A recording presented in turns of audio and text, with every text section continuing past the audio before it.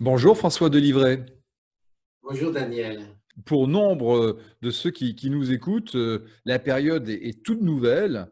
Elle a même de quoi les confronter à une peur, la peur dite de l'inconnu. Vous qui êtes coach et plus que ça encore, comment vous l'expliquez d'abord cette peur de l'inconnu? C'est euh, c'est une peur que nous avons tout le temps. Mais ce qui se passe en temps normal, c'est que dans le feu de l'action, la peur de l'inconnu a souvent un aspect, pour beaucoup de personnes, un aspect positif. On voit bien dans les entreprises, on appelle ça le challenge. Donc, il y a de l'inconnu, on ne sait pas ce qui va se passer, on ne sait pas si un projet va marcher. Et c'est la même chose dans nos relations. On ne sait pas vraiment ce qui va se passer, mais on se dit on va y arriver. Et donc la peur de l'inconnu est sous-jacente, mais on ne la voit pas. Ce qui se passe en ce moment, c'est que la peur de l'inconnu rejoint des peurs beaucoup plus profondes que nous avons en filigrane d'habitude et qui maintenant sont exacerbées parce que nous vivons une période avec le confinement, comme vous le disiez, une période dans laquelle nous traversons du vide et ce qui nous empêche de faire face à ce moment-là à nos peurs de façon d'habitude réapparaît. Mais François Delivray, est-ce que nous sommes tous égaux face à l'inconnu? En, en grande partie. Nous sommes tous égaux là-dedans et c'est ça qui est magnifique dans la condition humaine. Ce qui nous arrive en ce moment, c'est au niveau global un choc avec la condition humaine que nous vivons tous d'habitude sans nous en rendre compte et qui maintenant nous arrive en plein dans la gueule, si vous me permettez. Et mais nous l'avons en permanence, en filigrane. Et là-dessus, nous sommes égaux. On ne sait pas, personne ne sait quand il va mourir, personne ne sait comment il va mourir, personne ne sait s'il va souffrir dans le futur, ni comment. On a ça en permanence. Mais d'habitude, c'est gommé. Et là, c'est quelque chose qui nous réapparaît, qui ressurgit de façon forte. Donc nous sommes égaux et en même temps nous ne sommes pas égaux. Pourquoi? Parce que les personnes qui ont acquis peut-être un supplément de sagesse ou un supplément d'âme, comme on dirait, les personnes qui ont intégré leurs conditions humaines à leur propre vie, qui ont intégrer l'idée, pas seulement l'idée, mais la réalité de leur propre mort, sont plus armées que les autres parce qu'elles ne paniquent pas devant cette éventualité, c'est pas cette éventualité, devant cette réalité. Comte Sponville le disait dans le journal du dimanche, dimanche dernier, il disait très justement, il disait j'ai une bonne et une mauvaise nouvelle. La mauvaise nouvelle, c'est qu'on va tous mourir un jour. La bonne nouvelle, c'est que pour la plupart, ça ne sera pas du coronavirus. Mais en fait, ce qui se passe actuellement, mais on le vit tous les jours. On ne sait pas si on va mourir le soir. Simplement là, ça nous prend plus au trip parce que c'est plus probable et que c'est social, que tout le monde le vit d'une façon forte. Et savoir sortir régulièrement de sa zone de confort, ça peut nous préparer à la situation que nous traversons actuellement? J'aime beaucoup votre expression sortir de sa zone de confort parce que prendre conscience de sa condition humaine, prendre conscience de sa condition d'être potentiellement souffrant et de toute façon mortel, c'est sortir de sa zone de confort. Qu'est-ce que c'est la zone de confort qu'on vit d'habitude? C'est l'action, c'est les séries télévisées, c'est l'intensité à outrance qu'on connaît dans notre société, c'est je vais prendre un terme philosophique, mais c'est le divertissement pascalien. Donc, c'est ça notre zone de confort. Et c'est une zone où on se protège de voir les choses en face, comme maintenant, on est obligé de les voir en face parce que la situation l'exige. Enfin, quand je dis on est obligé, non. Je pense, on n'en parle pas à la radio parce qu'on ne peut pas vérifier ni à la télé, mais je pense qu'il y a des gens en ce moment qui doivent s'adonner à l'alcool beaucoup plus que d'habitude. C'est aussi une façon de rester dans sa zone de confort. Donc oui, ce que vous dites me paraît tout à fait juste. En ce moment, le travail des personnels soignants, des caissières est salué. Se sentir utile, ça permet d'être mieux armés face à la situation, de gérer peut-être aussi la part d'inconnu qui est devant nous? Oui, oui, ça permet. Vous savez, quand on se trouve face aux limites ultimes, que sont la souffrance, la mort, mais aussi en temps normal, c'est aussi le temps qui passe, le vieillissement, qu'on voit moins en ce moment parce qu'on est dans une période plus d'urgence.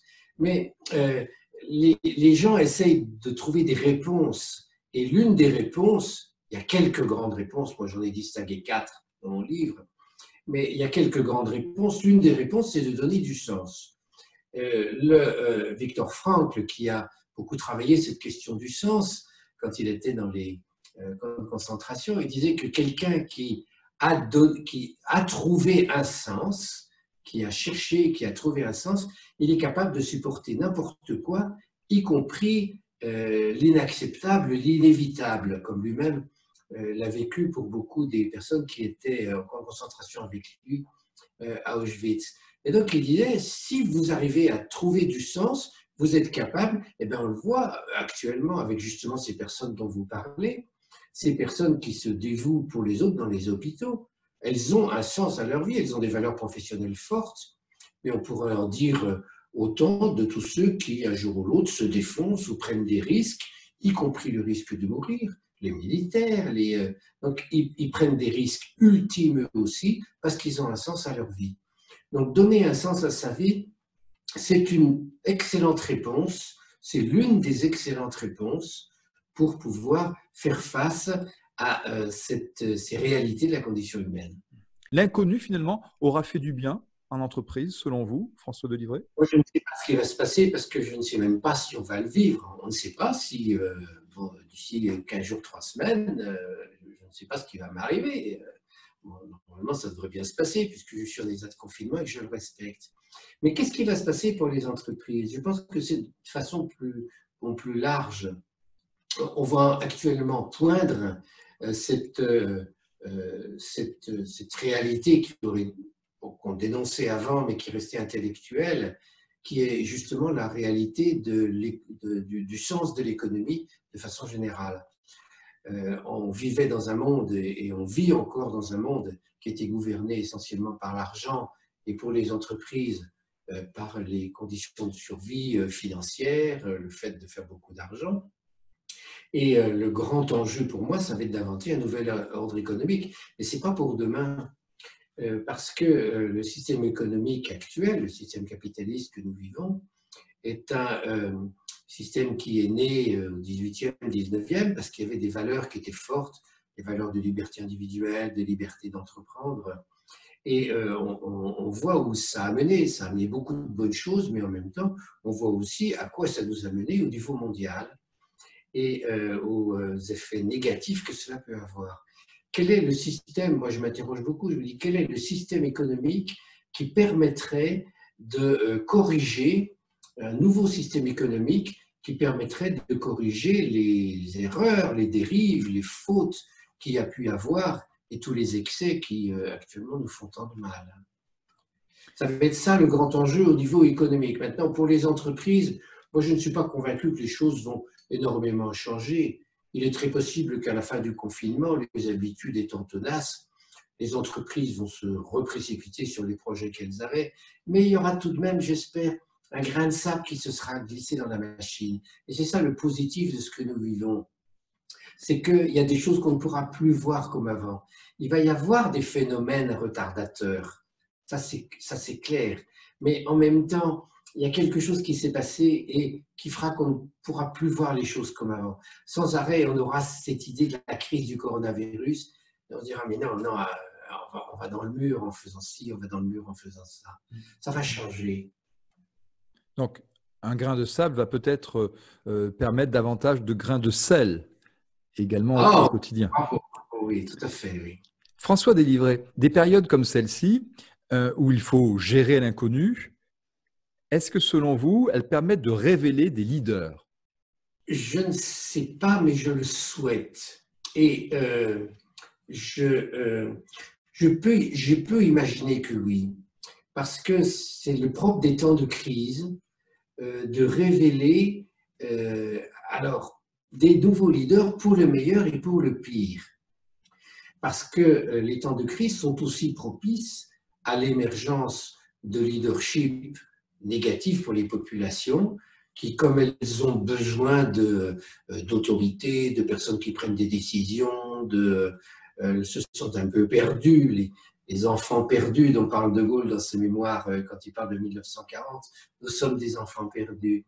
Et nous cherchons des figures, nous cherchons de l'autorité en espérant que ce sera une bonne autorité. Donc des leaders vont émerger. Est-ce que ce sera les bons leaders? Ça, je n'en suis pas forcément convaincu. Mais des leaders qui vont apparaître, oui, vraisemblablement. Parce qu'un groupe qui est dans une situation de crise, qui soit petit comme une entreprise ou grand comme une nation, il se crée des leaders. Il a besoin de leaders. Une dernière question, et elle s'adresse autant aux coachs qu'aux chasseurs de sagesse qui, lui, peut peut-être partager son expérience. Quelles seraient, s'il ne s'agit pas de conseils, vos recommandations, votre partage d'expérience pour toutes celles et tous ceux qui se lèvent le matin avec la boule au ventre? Qu'est-ce que vous pourriez nous dire pour rythmer la journée, l'éclairer en cette situation encore d'inconnu? C'est à la fois des choses très pratiques et très profondes. Au niveau pratique, je vous donne quelques-uns de mes tuyaux. Moi, je me suis fait une petite liste de choses à faire avant la fin du confinement. Parce que je me projette, je me dis à la fin du confinement, je vais me retrouver, je vais me dire j'ai eu plein de temps libre et qu'est-ce que j'aurais pu faire et qu'est-ce que je regrette de ne pas avoir fait. Typiquement, je suis en train de ranger une grande armoire. Ça fait des années que je veux la ranger. Bon, là, je me suis mis parce que je me dis là, vraiment, si je ne l'ai pas fait à la fin du confinement, vraiment, je trouve que ça serait vraiment idiot. La même chose pour le classement de mes photos. Ça fait des années que je veux le faire, je ne l'ai pas fait. Donc, je me suis mis une petite liste de choses à faire et ça, c'est bon parce que c'est dans l'activité. Ce qu'il y a aussi, c'est d'introduire des rituels, des mécanismes. Bon, j'essaie, j'ai la chance d'avoir un parc en bas de chez moi, je remplis mon autorisation et je vais marcher tous les jours. Il y a un petit peu de gymnastique quotidienne que je m'efforce de faire. Et donc, je me suis là aussi refait une liste de petites habitudes. Il y a aussi, je m'efforce de renouer ou de reprendre contact avec des amis, d'en profiter, c'est-à-dire de bichonner mon réseau relationnel, parce que de toute façon, ça me servira après. Donc, il y a des choses qui sont concrètes à faire. Et puis, il y a des choses qui sont beaucoup plus profondes, qui correspondent, par exemple, au fait de savoir, comme on en a parlé tout à l'heure, de savoir affronter les moments de vide. Et de dire, oui, j'ai un moment de vide, oui, j'ai peur, reconnaître que j'ai peur, reconnaître que, eh oui, il y a un risque, et il ne s'agit pas pour moi de le nier, de le fuir, ne pas. Donc, et là, c'est l'affrontement, faire face à sa peur, faire face à sa condition humaine. Donc, il y a à la fois des choses très pratiques et puis en même temps des choses qui touchent à ce supplément de santé, de santé de sagesse, de santé non pas morale, mais de santé de condition humaine que l'on peut tout à fait développer pendant la période actuelle. Eh bien, merci François Délivré d'avoir été un coach au supplément de sagesse qui nous partage son expérience ce jour sur la peur de l'inconnu. Merci, bon courage et merci de ce que vous faites.